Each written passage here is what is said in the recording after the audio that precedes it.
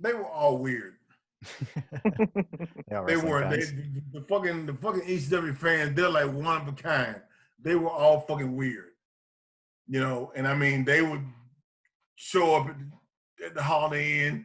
They have drugs. We do drugs. We didn't really have to buy shit, but I bought mine anyway. But we didn't have to because they would bring whatever the fuck it is we wanted.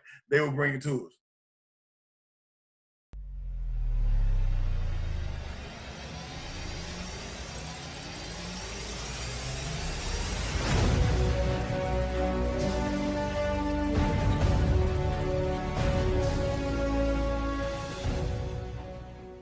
Ladies and gentlemen, welcome to the 55 Live podcast here in conjunction with the WZWA Network. I'm one of your co-hosts, as per usual, Karlifornia in Fury. And this is a big one. This is something that we did not think would be possible, but it is. It's happened. Jack Wallace, Mr. 55 Live, how are you doing tonight, mate? Doing very, very well, and I'm extremely excited for tonight's guest. As you said, we didn't think it would be possible, but of course, anything seems to be possible on the 55 Live podcast. Yeah, I'm nervous, but we're going to have fun. And at this time, I'd like to introduce the one and only original Gangsta New Jack. How you going today, my friend? Hey, bro, what's going on? Going well, man. Going well. It's cold as balls here in Perth, Western Australia at the moment, if you can believe that. It does actually get cold down under. How are you doing over there? I'm good. It's warm here. Yeah, it's in the middle of summer over there. Yeah. So, New Jack, we have you on today. We've got plenty of questions here for you, and we want to start, I guess, as we usually do, is asking how you became a fan of professional wrestling. I used to watch it. I didn't watch it that much when I was a kid, but I watched it sometimes. And we would go to the Coliseum in North Carolina, and we would see the matches with Dusty Rhodes and the whole nine. So I kind of got hooked on it then. And at some point, I guess you were a bit older than some people are when they first start training. I can't remember what age you were, but you trained with Ray Candy. How did you find yourself in the situation of, okay, now I'm going to train to become a professional wrestler? Well, I had a buddy that asked me to do it, and he was doing it down at WCW, and he couldn't afford to pay anymore, so he got out of it. But he figured that he knew enough to where he wanted to bring me in. So we started training, and then he introduced me to Ray Candy, and then that's when I started training with Ray in Atlanta.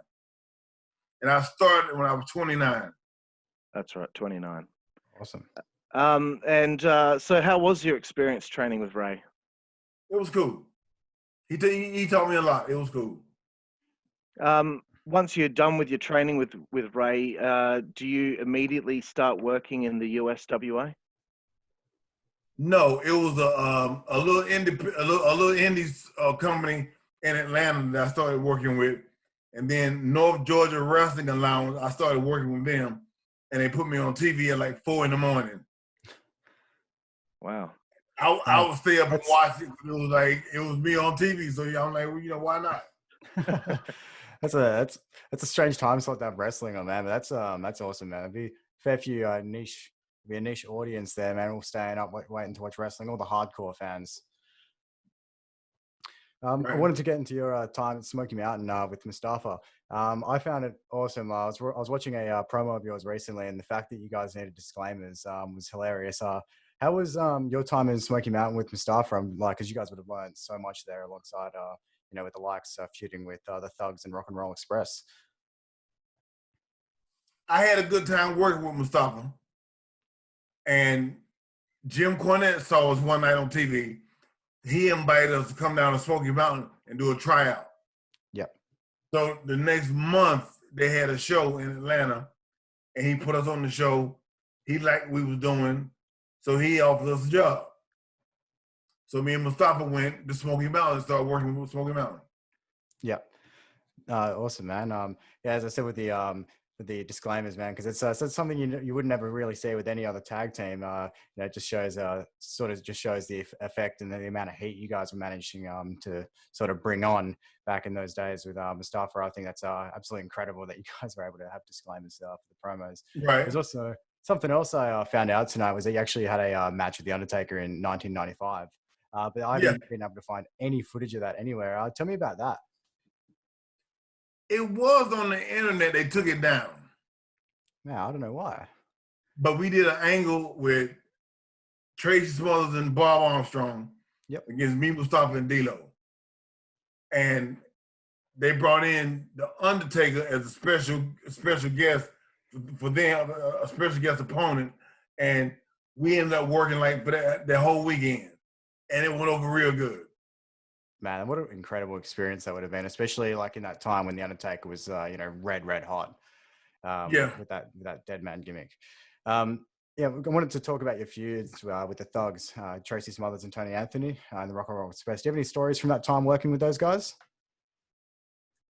I enjoyed working with them, with Tracy and Dirty White Boy. I had a good time working with them. They taught me a lot. You know what I mean? I learned a whole lot with Tracy, Dirty White Boy, Rock and Roll Express. You know what I mean? And I always give them guys credit for me becoming who I became as far as a wrestler, because they helped me out a whole lot. That's great to hear, man.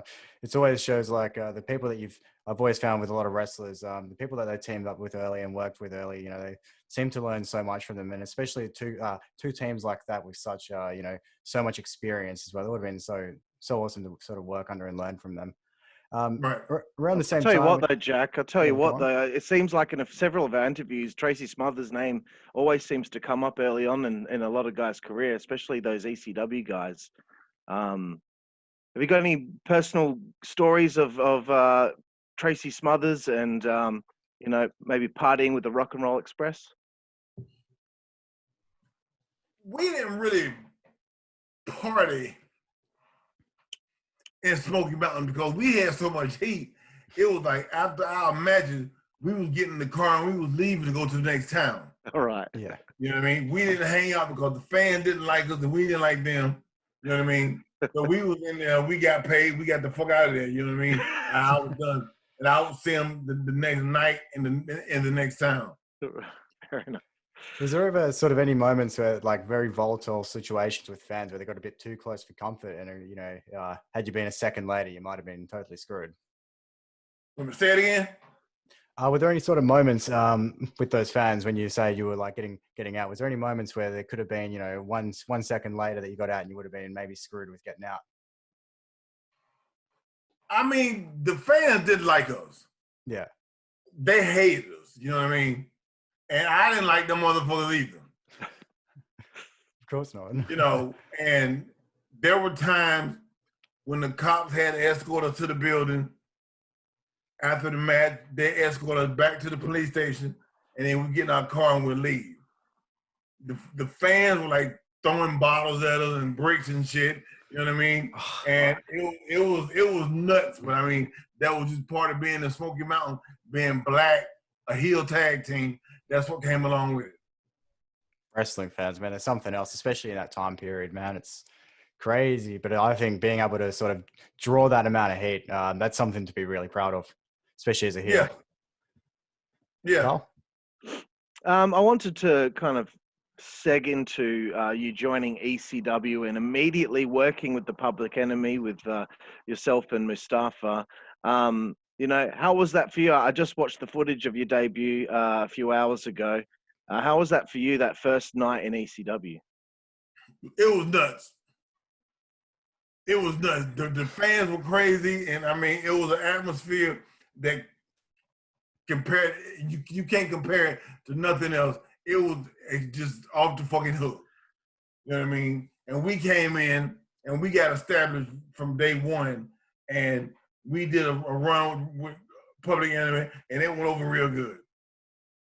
Yeah, you guys beat the absolute piss out of them. They were bleeding, and it was a shame that the table fell to pieces as you were about to splash onto one of the guys. Yeah. But you could totally see that this is a perfect fit for the gangsters in ECW. How were you guys received in the locker room when you first joined, and who did you get along with the most out of the gate? Me and Sandman got along good. yeah. But as far as getting along with people in the locker room. I mean, everybody was cool with us, you know what I mean? We didn't go in there fucking with nobody, trying to fight nobody or nothing like that. We went in, we did our thing, we got paid, and we left. You know what I mean? Yeah. But I hooked up with Sandman, and we was doing all kind of crazy shit. You know what I mean? You got any stories of partying with the Sandman and what you've got up to? Well, me and the Sandman, we hung out a lot. Okay. And we would do our little drugs, and everybody would be like, "Oh, New Jack and Sandman doing drugs again." I'd be like, "So fucking what? We doing them? We doing them?" You know what I mean? Yeah. And we did our thing. You know, it didn't affect us working in no kind of way or nothing. We just went out there and did what we had to do. After the show was over with, we go back to the hotel and we'll keep doing drugs. That's Sounds awesome. fun, man. That's great. Jack? Yeah, when your music was played during your matches, what was the story behind this? I can imagine it would have just pumped you up so much, especially with all the fans, the atmosphere, and then you've got the music. How was that really pumped you up? And how was the story? That was my idea. I told Paulie one night, I said, let our music play throughout the whole match. And he was like, for what? I said, just trust me. Let the music play. I said, I'm trying to do something. I said, let it play the whole match. I said, it's gonna be like a long, like a fight scene in a movie. You know what I mean? With the music playing over and over. I said, let it play. I said, if it don't work, we'll scratch it. You know what I mean? I said, but let's try it and see how it works. We did it. After the show was over with, he came up to me. He said, I want you to do that every night. And I was like, I'm cool with it. You know what I mean? And the fans liked it, and everybody enjoyed it, and it went over well. It is. It's perfect. It's a very new concept at the time. You know, I still don't think anyone's done it since. No. No. And they shouldn't, because it only worked with one person. That's New Jack. And I think as well in the ECW atmosphere, to me, like obviously I was, you know, I never went to a show. I'm in Australia and I'm 22 years of age. But to me, it seemed like it was just one big party as well as a wrestling show. And I think the music added so much to the atmosphere, especially for your matches when they were like, you know, it was when the crowd would just be going off and going crazy. And you had that, it was really brings like a party atmosphere out and brings sort of makes your Yeah, you're right. It was. Did you ever have any stories of partying that you may have not told any before? Sorry, I'll start again. Do you have any stories of partying that you may have not told before on any other podcast? We know that you know, a lot of people like to ask a lot of repeating stories. Do you have any anything anywhere that you may not have told yet? No, I mean, I done basically told that story already. I mean, you know, it was just mainly at the arena in Philly. All of the fans, well, the majority of the fans would leave the arena and would go to the Holiday Inn hotel, to the bar at the hotel, and we would all go down there and meet. And all we were doing is drinking and getting high. Yeah. And this shit went on all night long. Was there any sort of really strange experiences with those fans in those times? Because I imagine, you know, you would have met the all sorts of fans during that period. Was there any sort of very strange, out of the ordinary experiences with any of them? They were all weird. They were. The fucking ECW fans, they're like one of a kind. They were all fucking weird. You know, and I mean, they would show up at the Holiday Inn. They have drugs. We do drugs. We didn't really have to buy shit, but I bought mine anyway. But we didn't have to because they would bring whatever the fuck it is we wanted. They would bring it to us. The ECW fans, and they just seems like it's such a hardcore fan base. No pun intended. Just a very, you know, such a hardcore wrestling fan base, and you know that wrestling means the world to them. So you know they would have been going above and beyond, trying to sort of outdo you in the prime of in the 90s. Yeah. Cool. I want to ask you about I want to know how many times over the I guess it was within the 90s or maybe earlier than that that you had been in prison. I just find this interesting because I've never spoke to anyone before that has been in the US prison system, and I just wanted to know, when you have been there, I mean, I want to know your personal experiences and stories of being incarcerated and what that was like for you. Well, I went straight out of high school. I got in trouble. Yeah. I had an armed robbery and an aggravated assault. So because I was 18, they gave me 2 years. So my first 2 years out of high school, I did in prison. And it was an experience. I mean, you know, you saw shit, and there was drugs in there and people getting raped and all kind of crazy shit. I didn't get raped, but I mean, you know, it was just people got raped and beat up and fucked up and all kind of shit. You know what I mean? And it was an experience. It was a learning experience, and it taught me a lot. And I tried to keep my nose clean after that. I can't say I did it, but I tried. And when you first entered, you know, you're an 18-year-old man, and obviously there's a lot of guys in there, and you have to gravitate towards certain people, or you know, to make sure that you. How do you like when you walk into that atmosphere? How do you, as an 18-year-old man, figure out what the right thing to do is and what the wrong thing to do is?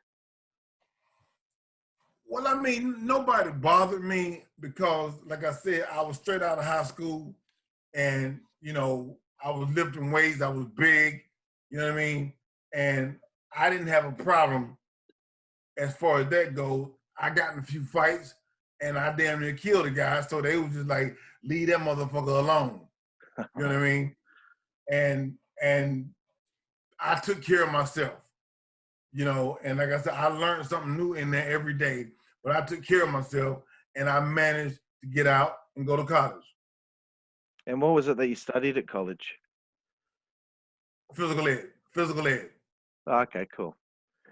Did you ever go any further with that when you did you? I guess you finished your course with phys ed. No, actually, part of my parole was I had to go to college. Okay. One of the conditions of my parole was I had to go to college. So as soon as I came off of parole, I quit going to school. I didn't want to go no more. I didn't want to go. I was there because I had to be there. I didn't want to go, so I quit. Right. Fair enough. So I want to go back to your run in ECW. Actually, you know what? Before that, I want to ask you another question that's a kind of a random one. Traveling on the road, I want to know one guy that you would say was the most disgusting person that you had to travel with on the road. Balls Mahoney. I knew it was. I knew that was going to be the answer. We interviewed Big Sal recently, and he was talking about being at a Limp Bizkit concert, and Balls was caught eating food out of the trash. So, Dude, we was in the car one day. It was me, Big Sal, and Balls. We had just came from a Chinese restaurant. So Balls was driving, Big Sal was in the passenger seat, and I was in the back seat. So Balls started picking his nose and eating it. And I was like, what the fuck? And I automatically threw up. They had to pull over and let me throw up outside of the car because Balls was eating fucking boogers. I was like, you nasty fuck. You know what I mean? But yeah, it had to have been Balls. I know a few years back you two had a bit of heat with one another. Did you guys end up being able to kind of bury the hatchet before he passed away? Yeah, we did. That's good to hear. So yeah, going back to ECW now, you know, that first run that you had there in the Gangsters with Mustafa, what are your fondest memories of that time period? I mean, we just went out there and did what we had to do. You know what I mean? They put us in the ring with whoever they put us in the ring with, and we would work them, and we'd get the fans a good show. And at some point, you guys split up, and Mustafa leaves ECW. I haven't been able to find out why he left. Do you have any insight on that?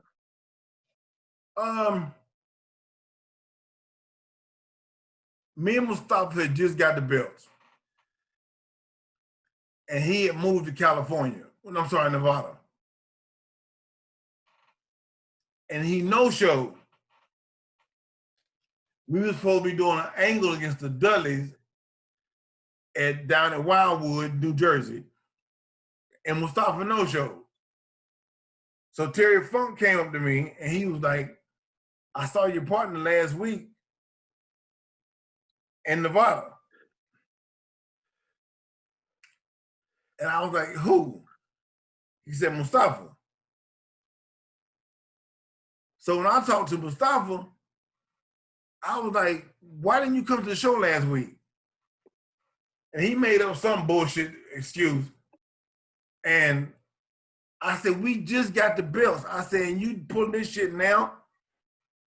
So I went and told Paulie, I said, I'm not tagging with him no more.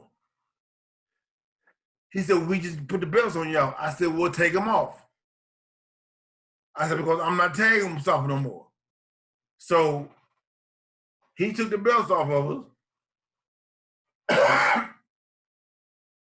And I told him I wasn't working with him no more. So he fired him. And I was done. Right. So from there, I guess, I think Perry Saturn leaves the company soon after as well to go to WCW, and they put you with John Cronus in the Gangstanators. Somebody made that shit up. We were never known as the Gangstanators. Oh, really? Oh, really? A fucking fan made that bullshit up. Yeah. Shit. Well, you teamed with John anyway for a bit there, and I wanted to know any stories you have of John Cronus, because Big Sal, when we spoke to him, certainly had a few funny things to say because he seems a little bit out there. Me and Cronus was living in Philadelphia at the time. So we would hang out a lot. Besides ECW, we would hang out. And we got along real good. And when Cronus passed, I was the only one from ECW that went to his funeral. And I thought that was a bit fucked up, but that's what happened. You know, but being on the road with him, we had fun on the road together all the time. We would ride together and we stayed at the hotel. You know, we always stayed at the same hotel. And it was always just some silly shit going on with Cronus. But we had a good time overall. And he was a good guy. Yeah. Yeah, he sounds like a great guy and also a fantastic performer. After this run within in the tag division ends, you at some point Mustafa comes back and you're working with him in a feud.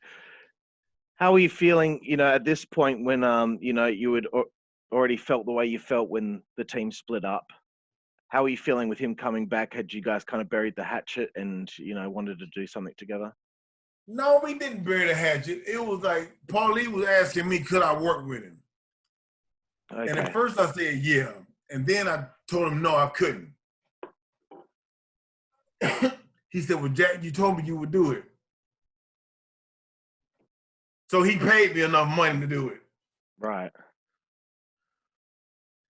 And we worked the program. And it went over okay. By the end of the program, were you two okay with each other again, or did that take place years later? It took place years later. Right. Okay. So you kind of have your singles run now. You're no longer doing tag team stuff. We don't want to go over the same old shit that you usually get asked. You know, mass trans and all that stuff. We've heard everything that ever needs to be said about that stuff, and especially the Living Dangerously 2000 pay-per-view with Vic Grimes and all that. But I wanted to ask you about after that moment when you two went off the scaffold together and he landed on you and obviously damaged you pretty bad. How did that affect you afterward as a person once you know, started to, I guess, recover from that injury? I was never the same. Right. And I knew I wasn't the same, you know what I mean? Because it took a lot out of me. Yeah. Because it was a spot that we had planned on doing, and everybody was like, "Okay, it's cool, we'll do it." Vic was like, "Okay, Jack, I got you, we straight." And then when we got up there, and then he pussied out, like it was too high for him to take the bump, so we ended up doing it anyway. And he fell on top of me, and I was never the same. What was something that you noticed about yourself that was different?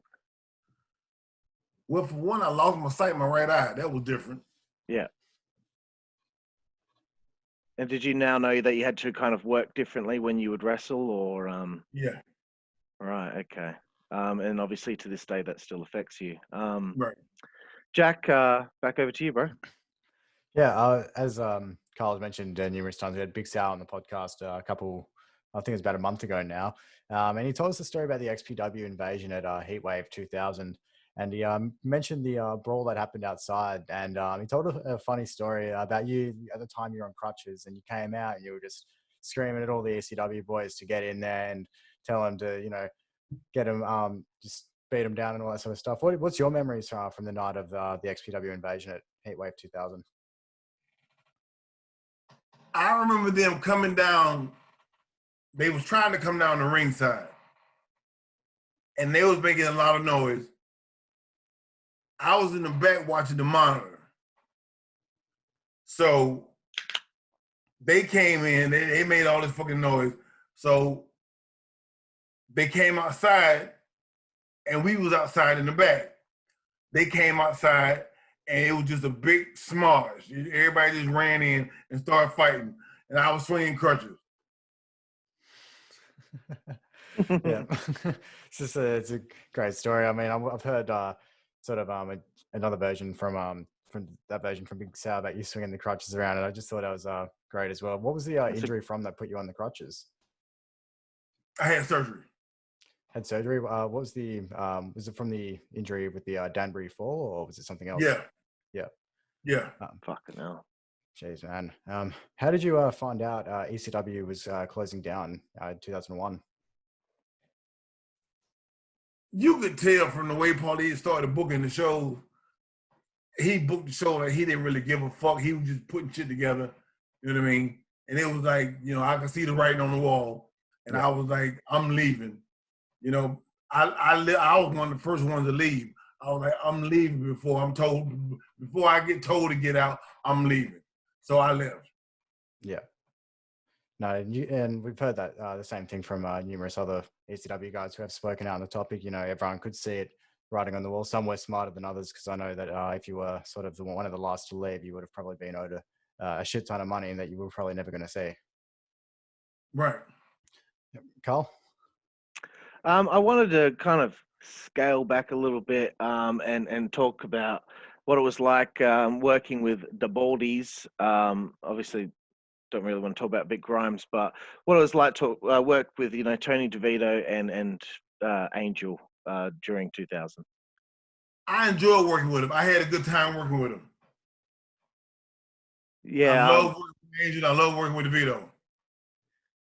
The story seemed to be like Angel was the king of the streets now, and he kept on getting a victory over you. I think it really worked well to really make him into an important part of the show. Yeah. I want to also ask you what you miss most about your days in ECW. I don't. You don't miss it at all? No, I don't. After ECW's done, you start working for XPW. What was working for that company like after what had happened in 2000? Basically, it was the paycheck. Yeah. We ran once a month. I went out there and did my thing. I got paid and I left. Yeah. No, I never got paid in porn. Because somebody said one day, they were like, Jack, did Rob Black pay all in porn? I was like, no, you dumb fuck. I never got paid in porn. You know what I mean? And he took care of me. He took care of me pretty good while I was out there. Right. Did it have the same feel as ECW when you were there? No, it wasn't even close. No. No. I also want to ask you about CZW, and to me, it kind of seemed like a natural fit for you to work there more often? Why don't you think you ever had a longer run with CZW? I know you only did a few shots for them. I really didn't want to. I mean, I went and I did a couple of shots with them, like you said, but I didn't see myself being there for a long time because I really didn't like the product. You know what I mean? So I just went in and made an appearance about 3 times, I believe, and then I was done. Did you find that their product was a little bit too over the top? No, I didn't. So you also have a brief run with TNA. I wanted to know what that experience was like for you as a little bit later on in the timeline here. Yeah, how was it like working at TNA? It was okay. It was easy. Yeah. Yeah, it was like it was a lot easier than ECW. It was a whole lot easier. You know what I mean? And I had a good time. It was an easy job. I know you got to work with Sandman a bit there. I guess that would have been fun for both of you to do a bit of shit together there. Me and Sandman always have good matches. We always did. Yeah. I also wanted to ask you about this potential dark match you were supposed to have at WWE in, I think, 2004. What happened there, and why didn't the New Jack WWE thing work out? It was a lot of politics involved in that. And I had a meeting with them, and one of the things that they was asking me for, they said, if we sign you, we'll own the rights to your character, the likeness of your character, the name, the whole nine. And I wasn't ready to give that up. You know what I mean? So we did a dark, well, we were supposed to have done a dark match. But they heard me talking to the guy who I had to work about what I wanted to do in the match. Right. And the word got back to the office that I was gonna go out there and cut a fool. So they took my name off the list. Oh, really? I went and got paid and I got the fuck on. I didn't give a shit. I'd heard a story that you were warned to not say hello to Vince McMahon or something like that, and you did. And is that something that happened there? It did happen. Yeah. I went up to him and spoke and shook his hand. I was like, fuck you. I'm like, I'm New Jack, you know what I mean? And he was like, nice to meet you. And that was the end of it. I was like, I don't give a fuck, man. Come on. He's just another dude. Of course. Over to you, Jack. In 2013, that's Supercard 2013, you had your retirement match with Necro Butcher. Now, of course, that would have been sort of an emotional and also a very big night for you. Tell me your memories about that night. Of course, Necro Butcher is an absolute incredible worker. How was that night for you, knowing that that was going to be, at the time, your final match? I had a good time. I enjoy working with Necro. You know what I mean? And at the time, I was like, I'm done with it. I'm tired of it. But I went home and I stayed at home for 2 years and didn't do nothing. Yeah. And I was like, I'm going to get back in the ring. You know, so this sitting at home shit is for the birds. I'm like, I'm going to get back in the ring. So that's what I did. And you're still wrestling to this? Oh, sorry, Carl. Were you about to say Sorry, I something? was just going to say, I thought the match with Necro Butcher and what happened after the match was, to me, it felt like one of the most classiest like ends to a career at the time when you got on the mic and started rapping your song. I just wanted to say that I thought that was a really awesome moment, man. It was really cool. Thank you, man. It was the constant ECW reunion shows. How many of those were you involved in? And why didn't you get the chance to be a part of the ECW One Night Stand pay-per-views in 05 and 06? Vince McMahon does not like me. Couldn't even give you a chance, man. Couldn't give you a chance. He went on record and told somebody he was afraid to hire me because I was a lawsuit waiting to happen. You know, so I was like, fuck you, you know what I mean? I didn't give a shit. Of course, no. I'd actually heard I want you to clear this up if this is bullshit or not, because I know that they were running the one-night stand shows, the Hammerstein Ballroom, and the reason why you apparently weren't able to appear on the first one was because you had some sort of warrant or something like that. Is there any That's truth not to true. that at all? That's Yeah, not true. I didn't think so. I remember reading it years ago, but some of these dirt sheet writers can be full of shit. So, Yeah, that's not true. okay, cool. Back to you, Jack. Yep. In the early 2000s, you shot a video game commercial for a game. I've got a lot of childhood memories of this game, the Backyard Wrestling video game, and you shot that with Vampiro and ICP. There's a clip of you getting powerbombed through the table. Do you have any stories from the commercial shoot that day? Was it a fun day? Van had a problem with picking me up, I've seen the footages. right? he was like, Jack, you're too fucking heavy, and he kept trying to pick me up, and he couldn't raise me up. So I'm like, come on, motherfucker, do it. You know what I mean? And he finally got me up in the air, and he was like, what the fuck? Because he thought he'd kill me when he dropped me. But I was like, no, dude, I'm all right. You know what I mean? But yeah, it was funny.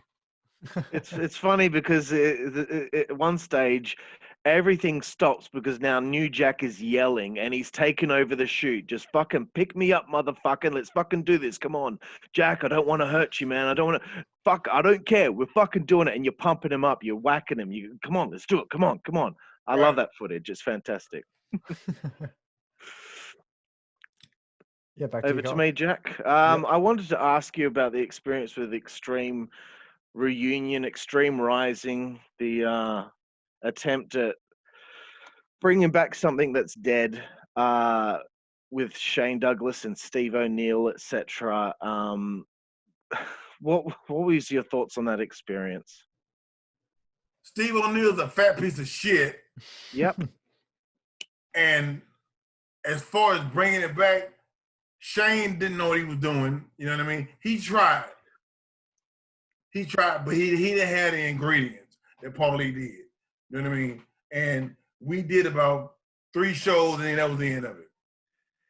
Yeah, I'd heard that the fallout of that was that there were shows booked and Steve O'Neill took people paid online for tickets, and then he just ghosted on everyone, deactivated his Facebook, and didn't pay anyone back for the tickets that they wanted to read. That's probably true. Yeah. I wanted to know how you were doing physically these days after all those years in the ring. I had surgery about 7 or 8 months ago on my ankle. So I'm still wearing a boot on my ankle right now. I got insomnia. I don't sleep well. You know, and I limp when I walk because my ankle's so fucked up now. Do you still get bad headaches? Besides that, I'm fucking great. Oh, that's good. You still get headaches and all that? I know in one of these documentaries that came out that you used to say you used to get pretty bad headaches. Yeah, I did. So after the Vice episode on your infamous moments aired, what was the reaction like toward you being back in the spotlight, and how did you feel about that? I fucking loved it. It is awesome, man. I loved it. I've showed several friends of mine that aren't into wrestling that much, and it's truly shown them the true reality of professional wrestling, especially in the days of ECW and whatever, and all the other places you were at.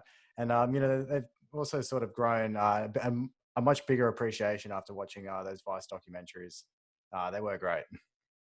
Thank you, man.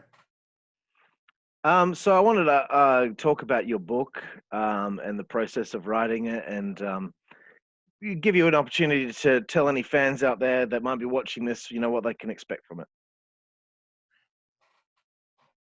My book, I talk about real shit.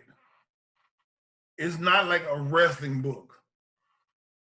Like a lot of guys in wrestling, they write a book about wrestling and it's just stories on the road about wrestling. You know what I mean? And I mentioned it, but I stayed away from it.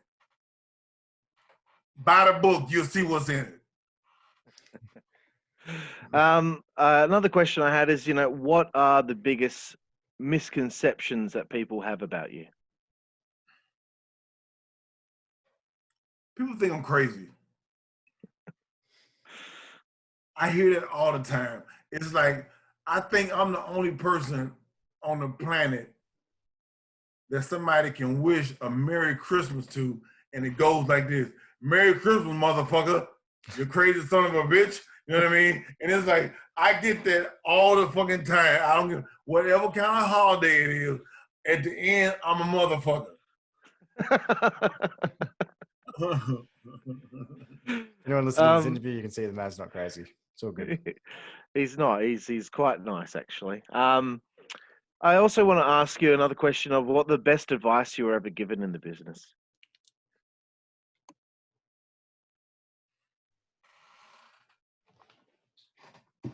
Ray Candy told me one time,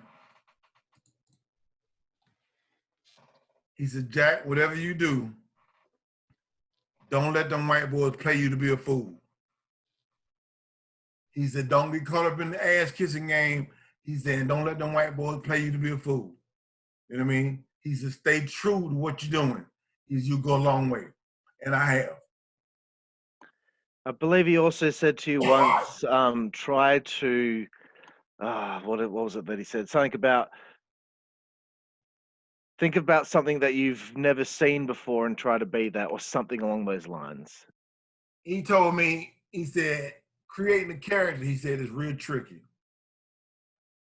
He said, what you got to do is you got to create something that you've never seen before.